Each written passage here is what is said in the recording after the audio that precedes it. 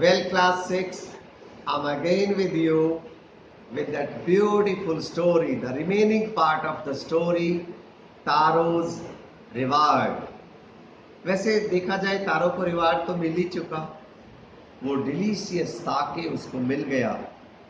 इसके बाद होता क्या है चलिए जानते हैं।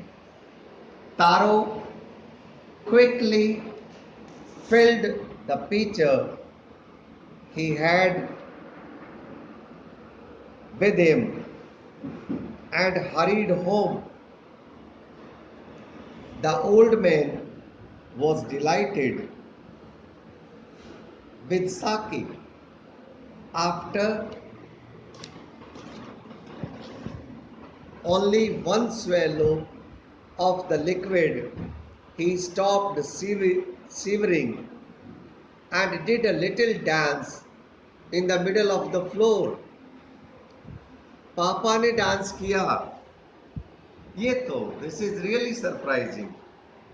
साके पीने के बाद इतनी एनर्जी आ गई पापा को, he danced, he did a little dance. तो देखते हैं आगे क्या हुआ। That afternoon a neighbour stopped by for a visit. Taro's father politely offered her a cup of sake. The lady drank it greedily and thanked the old man. Then Taro told her the story of the magic waterfall. Thanking them for the delicious drink, she left in a hurry. By nightfall, she had spread the story throughout the whole village. That evening, there was a long procession of visitors to the woodcutter's house. Each man heard the story of the waterfall and took a sip of the sake. In less than an hour, the pitcher was empty. तो इस तरह से हमने देखा एक पड़ोसिन उस दिन वहां आ गई और उनके पापा जी ने, तारो के पापा जी ने उस पड़ोसिन को, भाई आपके घर में कोई गेस्ट आते हैं तो आप कुछ पिलाते हो ना, चाय पिलाते हो ना। तो पापा जी ने क्या पिलाया उनको? साके पिलाया। और वो तो बहुत अच्छा लगा उसको। और फिर तारो ने वो कहानी सुनाई उनको पूरी कि उनको साके कहां से मिला। अब ये पड़ोसिन ने तो पूरे गांव में ये खबर फैला दी। उस दिन शाम को सारे गांव वाले लाइन से तारो के घर आ गए और सबको साके पिलाना पड़ा। तो पूरा मटका खाली हो गया। लेकिन सबको ये पता चल गया कि तारो साके कहां से लाया। तो आगे आपने अंदाजा लगा लिया होगा कहानी में क्या होने वाला है। चलिए जानते हैं। जो आप गैस कर रहे हैं वही हुआ कहानी में या कुछ अलग हुआ? Let's read. Next morning taro started for work even earlier than the morning before. He carried with him the largest pitcher he owned, for the intended first of all to go to the waterfall. When he reached it, he found his great surprise all his neighbors there. They were carrying pitchers, jars, buckets, anything they could find to hold the magic sake. Then one villager knelt, held his mouth under the waterfall to drink. He drank again and again. Then he shouted angrily, "Water! Nothing but water!" Others also tried, but there was no sake, only cold water.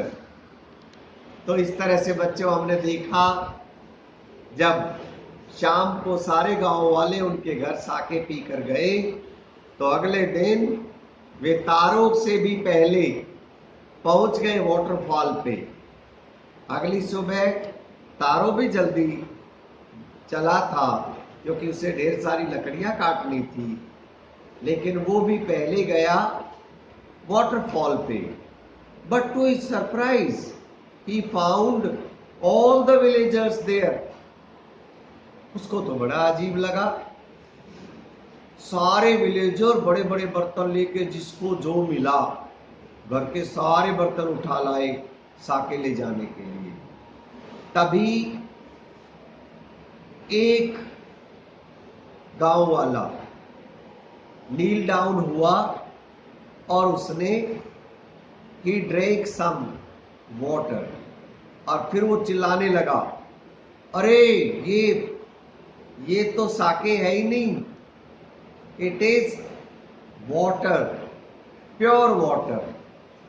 और इस तरह से सारे गांव वाले चिल्लाने लगे और उनको लगा कि तारों ने उनको ठगा है, उनसे झूठ बोला है। आगे कहानी में क्या होता है आइए जानते हैं। We have been tricked, shouted the villagers. Where is Taro? Let us drown him in this waterfall.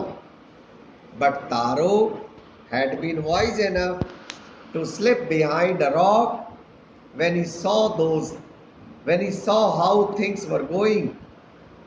He was nowhere to be found. Muttering their anger and disappointment, the villagers left the place one by one. Taro came out from his hiding place. Was it true? He wondered. Was the sake a dream? Once more, he caught a little liquid in his hand and put it to his lips. It was the same fine sake. To the thoughtful son, the magic waterfall gave the delicious sake. To everyone else, it gave only cold water. तो ये तो बड़ी हैरानी की बात है, जब भी तारो उसको टेस्ट करे तो उसमें साके मिले, और जब भी कोई और टेस्ट करे तो उसमें मिलता था वाटर। है ना सरप्राइजिंग? लेकिन ऊपर वाले के रास्ते बड़े निराले हैं। जब वो आपको कुछ देना चाहते हैं तो बड़े निराले ढंग से देते हैं। तो इस तरह से हमने देखा कि it was not a dream, it was true. Whenever he drank, it was sake. When somebody else drank, it was water. तो देखिए कहानी का एंड कैसे होता है, आइए फर्दर रीड करते हैं। The story of Taro and his magic waterfall reached the Emperor of Japan. He sent for the young woodcutter and rewarded him with 20 pieces of gold for having been so good and kind. Then he named the most beautiful fountain in the city after Taro. This, said the emperor, was to encourage all children to honor and obey their parents. तो Japan के सम्राट ने क्या किया, उसको 20 gold pieces दिए और उसके अलावा शहर के एक फाउंटेन का नाम तारो रख दिया। ऐसा क्यों किया? ताकि सारे बच्चे मम्मी पापा के सपनों को पूरा करें। आपके मम्मी पापा के सपने हो सकते हैं बोर्ड में ढेर सारे नंबर लाना, तो उनको भी आपको पूरा करना चाहिए तारों की तरह से। आज से ही लग जाइए, अभी बोर्ड तो बहुत दूर है आपके लिए, तो क्योंकि आप तो अभी क्लास 6 में हैं, लेकिन 10th वाले भैया दीदी के लिए तो बहुत पास है, उनको मम्मी पापा की बातें तो तुरंत पूरी करनी चाहिए.